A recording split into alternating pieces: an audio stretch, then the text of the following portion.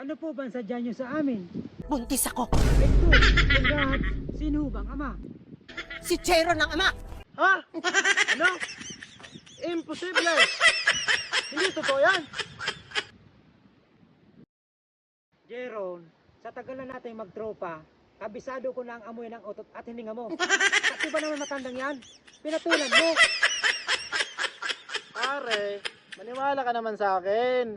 Hindi totoo yan! Bangag lang yan! Baliw yan! Pare, matanda na yan. Hindi yan magsisinungaling. Buntis daw siya at ikaw ang ama.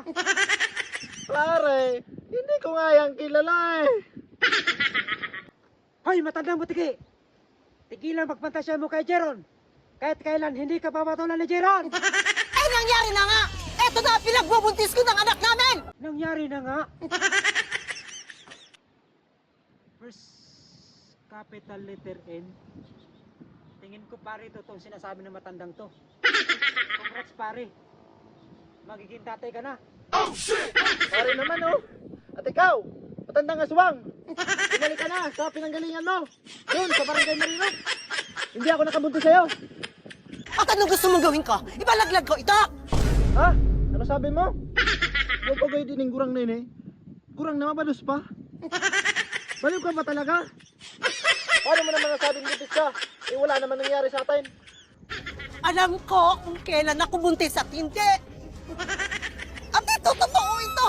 Buntis ako sa anak natin. Kailangan mo akong panagutan.